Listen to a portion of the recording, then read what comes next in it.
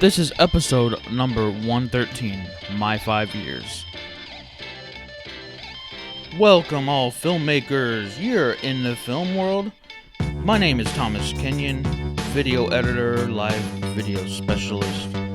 Each week, I bring you an inspiring person or message that helps bring you closer to the film world. Thank you for visiting my link and podcast. Now, lights, camera, action. There are success stories everywhere you look. And by the way, I'm reading something I wrote about 5 or 6 years ago, 5 years ago. And it was about a 5-year goal I saw myself, where I saw myself 5 years ago. And it's all about, and I'll talk about this in another episode too, visualizing where you see yourself. And this is all about where I saw myself in 5 years from the point of June to August 2010. So I start out and I'm reading almost word for word. I'll stop and hit on some points. I'm gonna get a little vulnerable in this because there's some things in this 5-year path that I hit on that I'll touch on that was a kind of low for me. So it starts out, I write, there are success stories everywhere you look. Whether the story is downloaded on the web, social media, heard by interacting with people, everyone is different. People tend to have a different approach when living their life. My story is kind of cool. 5 years ago, I myself had made the first step towards what I want in a career. A couple months after I started working for Fox Sports, one night, one of the bosses took the lead in nightly meeting. We touched on the news of the day in our end of day group team meeting and what the night crew should be looking out for as far as news, stories, content to post to the websites for all our Fox regions.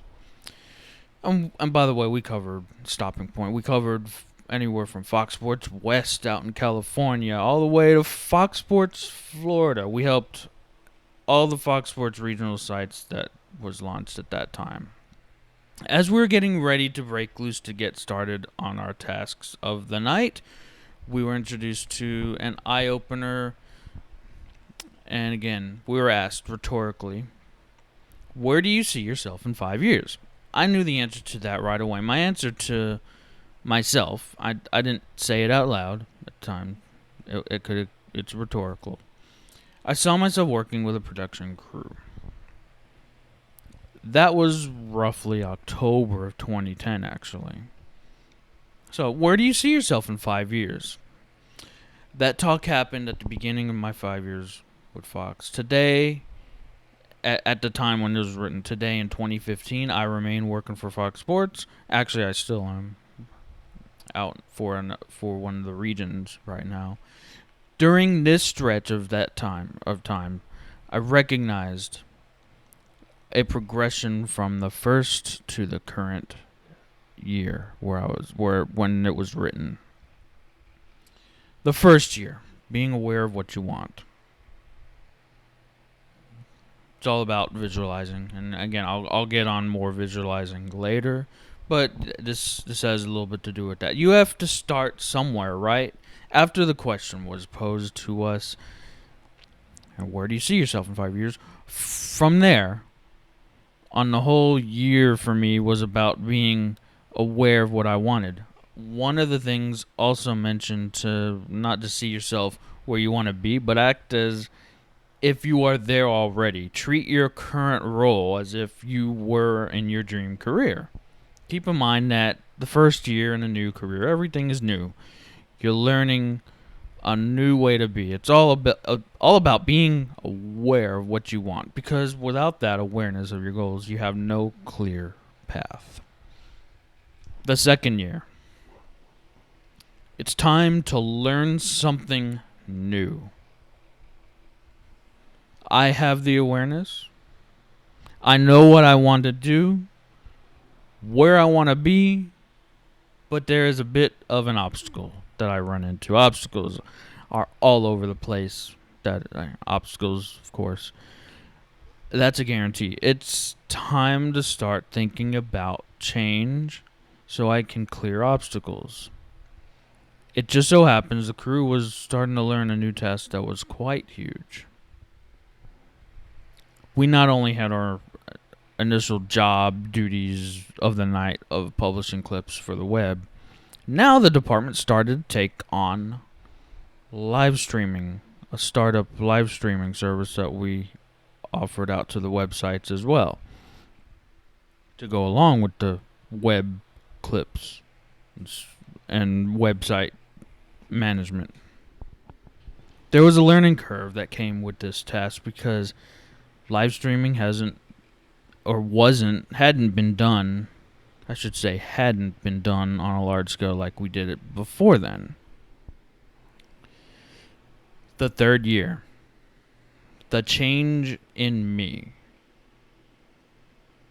You know how in the military, one of the first things a new recruit goes through is boot camp or basic training. The purpose of that training is rebooting your mind, leading to a change of how it controls your body's reactions. There is a change that takes place. The same thing happened to me in this third year. This was the year of rejection for me. I needed to change. It wasn't enough that I knew that I wanted to do what I wanted to do, and that I had begun to embrace change. The department was being disintegrated and transferred while the staff was looking for their next role elsewhere. I did so too. I continued to search. I reached out to a couple postings, job roles, interviewed, and were made of roles that were made available. I ended up going for 3 different interviews, getting rejected every step of the way. The third rejection really sunk in for about a day. It was the lowest point emotionally of this 5-year progression. The good news, the progression started rising back up ever since that day. And I still had a job to keep me going. The important thing to take from this was that this was the moment I needed to realize that where I was in my career didn't jive right. And to this day, I'm thankful that I didn't land any of those positions I interviewed for. At the time of the interviews, if offered any of those positions, I would have accepted one I really wasn't looking for. This was the moment I needed again. The fourth year, effects of change create more change. The third interview and rejection in July of 2013. A year or so back, I'd actually been introduced to a nonprofit organization. You may have heard about Toastmasters International, right? After my third interview and rejection, the following week, I should say, I wrote down month, but I think it was within that same week, I started to look at going on the site, looking up Toastmasters clubs in the area where I was. I found one, joined after visiting as a guest maybe once or twice. Most people who look to join Toastmasters club usually have the fear of public speaking. That's the big one, right? The fear of locking up while giving a public presentation. The fear of what people think of you. And there are other hidden benefits of joining Toastmasters too, which I'll get into in another episode. Let's just say I took advantage of all of the above benefits. The one thing I had lacked was the confidence to be myself.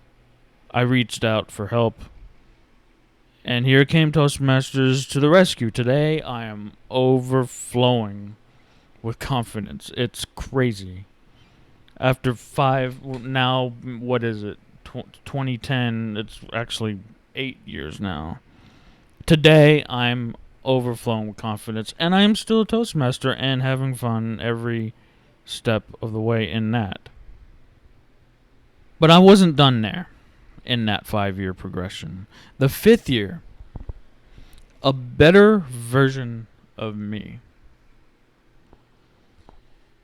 Just 2 years with Toastmasters and 5 years working for Fox. The last 4 years up to this point, and the 5th year, have been a hell of a journey.